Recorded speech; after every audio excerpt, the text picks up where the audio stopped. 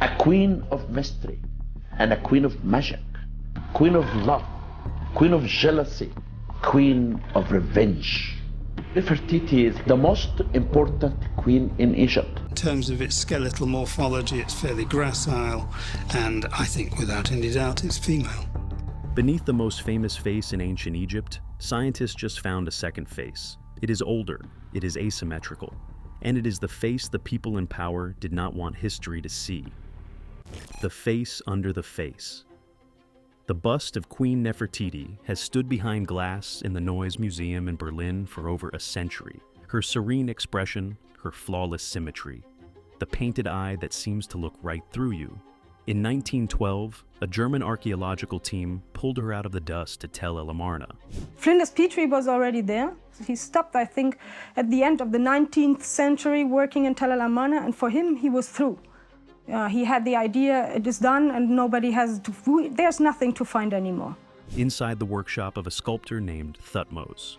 There was no inscription on the limestone, no name, just the face. A research team from the German Institute for Imaging Science decided to put her inside a CT scanner, the same machine doctors use to look inside the human body. It's one version of Nefertiti's official portrait. She may herself have signed off on this image. But really, we have no idea what she looked like in real life. X-rays passed through the plaster, layer after layer, building a complete three-dimensional map of what was hiding underneath. The results froze them. Beneath the smooth outer plaster, a second face exists, carved into the limestone core, and it does not match. The nose underneath was more prominent. Faint lines ran across the cheeks. The eyes were not perfectly symmetrical. This was the face of a real woman, a woman with age in her skin, a woman who had lived. This is about the spot that the bust was actually found. We're in the house and the workshop of a sculptor who was probably called Thutmose. This is where the Nefertiti bust was originally created. And someone had deliberately covered her up. Thutmose hadn't carved a portrait. He had altered her. He smoothed her. He reshaped her into something more youthful and balanced than she actually was. He built a mask of plaster that would harden into the version of Nefertiti the world was meant to remember. Two faces in one object. The truth, in stone. The lie, in plaster. Why? Before we go further, if you want to know what was hiding under that flawless face, and what scientists found inside her tomb, hit subscribe. We dig into the buried secrets the textbooks left out. What's coming next is worse than the scan. Egypt was in chaos. Akhenaten, Nefertiti's husband, had torn down the entire religious system of Egypt. The old gods, the old temples, the priesthoods that had run the country for thousands of years. Gone. He declared there was now only one god, the Aten, the sun disk, and that he and Nefertiti were its only true representatives on Earth. He moved the capital to a brand new city built from nothing in the desert. He sealed older shrines. He cut off the wealth flowing to the traditional temples. To identify a royal mummy as Nefertiti is a very significant find. Very, very significant and extremely important. Powerful priesthoods that had operated as a parallel state for centuries lost everything in a matter of years. They did not forgive it. They did not forget it. Inside that revolution, Nefertiti was not just a queen. She was the public face of a brand new ideology. Wall reliefs from this period show her standing right next to Akhenaten in sacred ceremonies. Some show her alone, in royal regalia, smiting enemies in poses reserved for pharaohs for over 1,000 years. No queen before her had been depicted that way. None. The bust was never art. It was propaganda. A flawless, untouchable face was exactly what a fragile new regime needed to project. Not Nefertiti as she was. Nefertiti as she needed to appear. The fact that the bust was found inside a sculptor's workshop, not a tomb or a temple, confirms it. It was a master copy, a prototype, a reference model that other artists across the empire would replicate to spread her image. Every official portrait of the queen in every temple in Egypt trace back to this one object. Get the master right, and the lie spreads itself. The face the world recognizes is not her face. It is a calculated construction, and what the scan revealed is only the first layer of a much darker story. The name that was erased, Around the 12th year of Akhenaten's 17-year reign, Nefertiti vanishes. No royal announcement, no recorded funeral, no identified tomb. A woman whose face had appeared on nearly every temple wall in the empire simply disappears from the official record. For generations, this was explained away as illness, plague, or natural death. No evidence. There is a huge void in the available material from this period, and basically anything we can say is guesswork. The archaeology says otherwise. Across temples and monuments dating from the final years of Akhenaten's reign, Nefertiti's name had been deliberately chiseled out of the stone, not weathered away, not damaged by time, removed with a tool across multiple sites. The pattern is unmistakable. Whoever did it had access, authority, the willingness to climb scaffolds inside sacred spaces and erase a queen's name one inscription at a time. And in many of those exact same places, a brand new name had been carved into, replace hers, Nefertiti, a ruler who governed briefly between Akhenaten and Tutankhamun. The grammar gives her away. The royal titles attached to Nefertiti contain feminine pronouns and feminine endings in the original Egyptian. Whoever this ruler was, she was a woman. Egyptologist James Allen says Nefertiti and Nefertiti were the same person. After Akhenaten died, or lost his grip on power, Nefertiti ascended the throne herself under a new name and ruled Egypt as pharaoh. Then came the cover-up. Inside the tomb of Tutankhamun, the boy king Howard Carter discovered in 1922, archaeologists found something that took decades to understand. The gold artifacts and pieces of jewelry had been altered, original inscriptions scraped off and replaced, feminine pronouns swapped for masculine ones, names changed.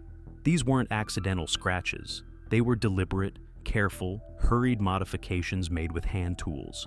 Some of the alterations are crude, done in a rush, as if the people doing them did not have much time.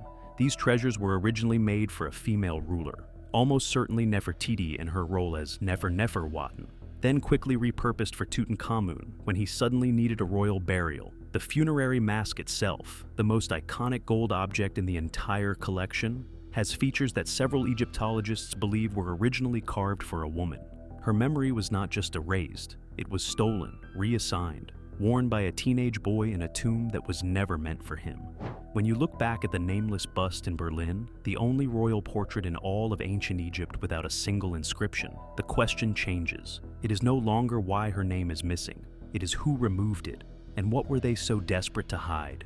Shattered bones in a nameless tomb. In 1817, explorers in the Valley of the Kings near Luxor stumbled across a small, modest tomb. They labeled it KV-21. Inside were two female mummies. No names, no funerary texts, no royal grave goods. One of them, labeled KV-21B, had her arms positioned in a very specific way. One hand was clenched as if it had once held a royal scepter. That single detail told researchers she was almost certainly a woman of high royal status. For nearly 200 years, no one could prove who she was. I find it very touching. It's almost as if they're protecting him. And the arrangement of the bodies perhaps is in some kind of family group. In 2022, an international team of geneticists used a method called next-generation sequencing, a technique so sensitive it can read DNA from samples too small and damaged for any older method. They reconstructed a complete mitochondrial DNA profile from what was left of her remains. The result was extraordinary. KV-21B shared the exact same maternal lineage as Tutankhamun. She was directly connected to him through the mother's line. She could only be one of three things: his mother, his aunt, or his sister. Cross-reference that with the size of the tomb, the time period, and the royal pose, and the identity that fits best is Nefertiti. The DNA wasn't the disturbing part. When forensic specialists ran detailed CT scans across her skeleton, what showed up froze the room. Both arms were broken. Twisted behind the back at angles, bones do not naturally bend. The rib cage was crushed inward. The skull shows a fracture on one side, with sharp-edge breaks that don't form from gradual pressure or rocks falling on a body over centuries. They form from direct impact, from a blow. The pattern of the break suggests a single focused strike, not a fall, not a collapse, a deliberate hit to the side of the head. Dr. Sahar Salim of Cairo University, one of the world's leading forensic experts on Egyptian mummies, examined the injuries and concluded they happened around the time of death, not centuries later, not from looters, not from rough handling during mummification. Around the time she died, Salim has spent years working with royal Egyptian remains. She has handled Ramesses, she has handled Tutankhamun, she has examined dozens of mummies from across 3,000 years of dynastic history. Few of them show this kind of pattern. The injuries on KV-21b match the profile of someone who was attacked, a high-ranking royal woman, buried without a name, in a small, modest tomb that does not match her status. Skull fractured on one side, arms broken behind her back, ribs crushed. This was not illness. This was not an accident. This was violence.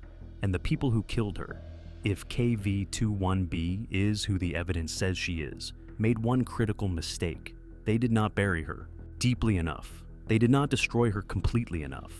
3,000 years later, a machine no one in their world could have imagined was going to read what they did to her bones. A tomb behind a wall.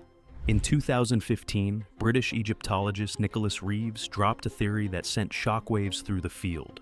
The tomb of Nefertiti is not lost. It is hidden, sealed, just behind a wall, inside the most famous burial chamber on Earth. The tomb of Tutankhamun, KV-62.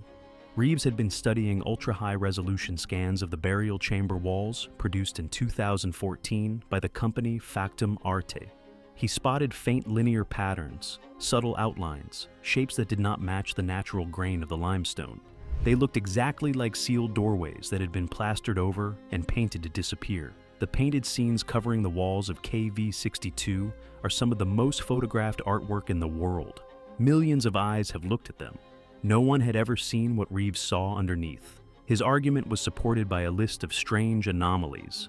KV-62 is unusually small for a pharaoh. Its layout doesn't follow the standard royal floor plan, clear signs the burial was finished in a rush. Reeves argued the tomb had been built for someone else, almost certainly Nefertiti, and was hastily repurposed when Tutankhamun died unexpectedly at around 18 or 19. The original chambers, along with their occupant, may have been sealed off behind those walls. In 2016, a Japanese research team brought in ground-penetrating radar, technology that fires electromagnetic waves into solid surfaces and reads the reflections to detect hidden voids. I think we have several problems with the available data. The difficulty even of determining conclusively that this is the mummy of a female is a problem. They reported initial findings of anomalies behind the northern wall, consistent with empty space. Egypt's Ministry of Antiquities cautiously acknowledged the possibility of hidden chambers. The world held its breath. Then, in 2018, an Italian team using more advanced equipment ran a follow-up scan and reached the opposite conclusion. The anomalies were natural variations in the limestone. Nothing there. The debate has never been resolved. Reeves stands by his interpretation. Egyptian authorities have not authorized any direct physical investigation of the wall itself. Drilling into a painted wall inside the world's most famous burial chamber is, politically, an enormous risk. If the wall is opened and there is nothing behind it, irreplaceable artwork has been destroyed for nothing.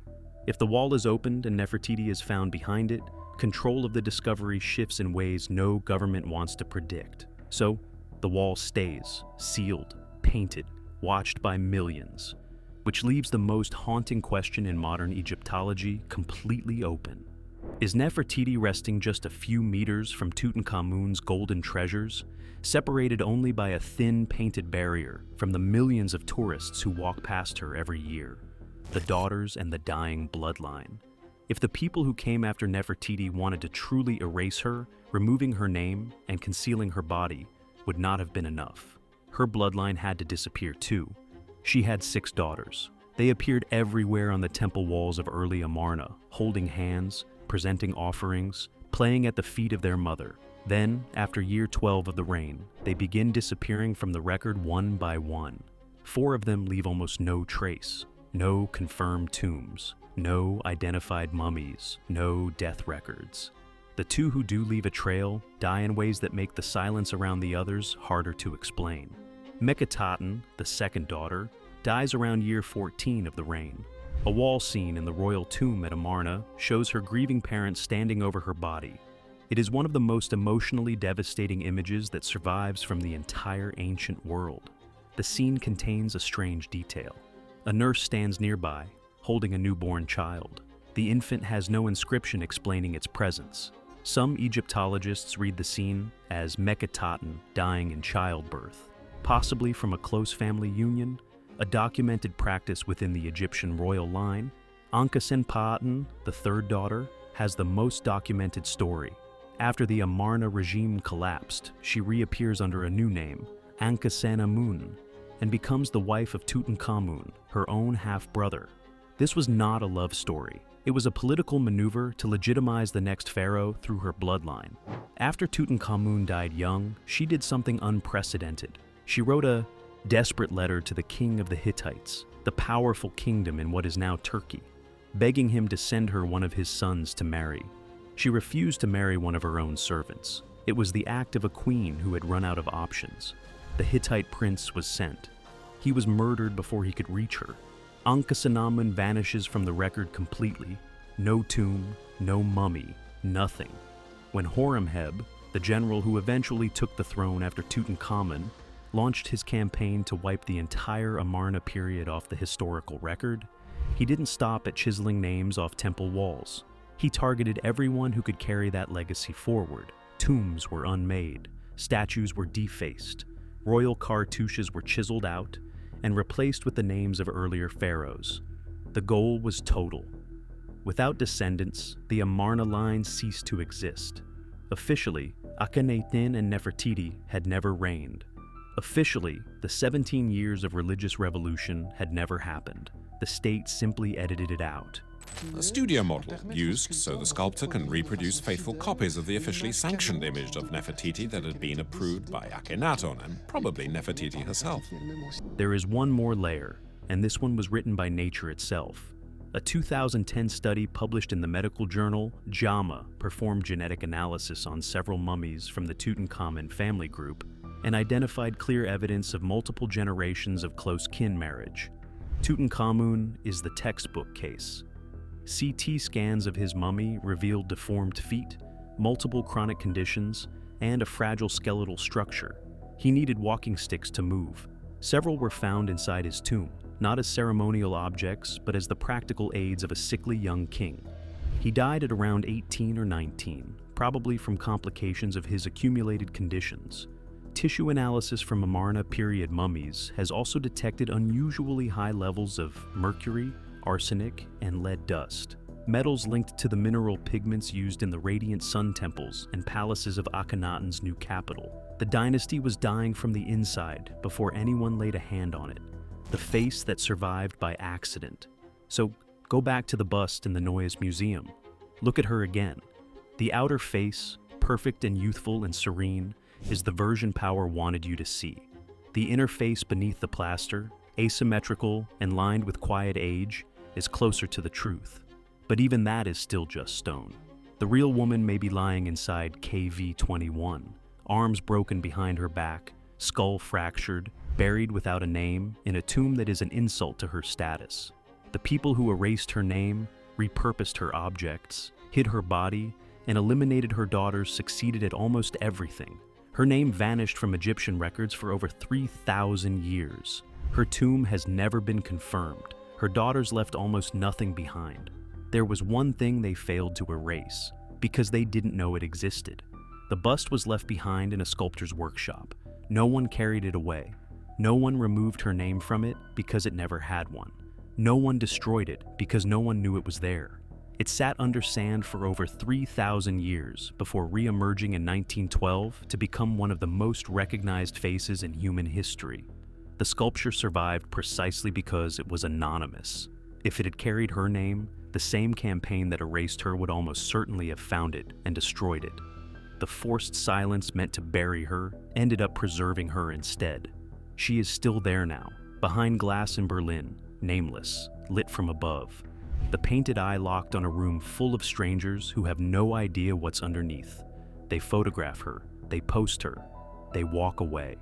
And the woman in the limestone, the real one, the one with age in her face and a fracture in her skull, watches them go. The most famous sculpture in the world is not a portrait. It is evidence of a crime, and the victim still has not been named. Subscribe so you don't miss what's coming on Ankhesenamun, the daughter who begged a foreign king to save her, and what happened to the prince who tried. So here's the question I want to leave you with. If the bust of Nefertiti is really the cover story for one of the oldest political assassinations in recorded history, why has Egypt still not authorized the one investigation that could prove it? Drop your theory in the comments. I'll see you in the next video.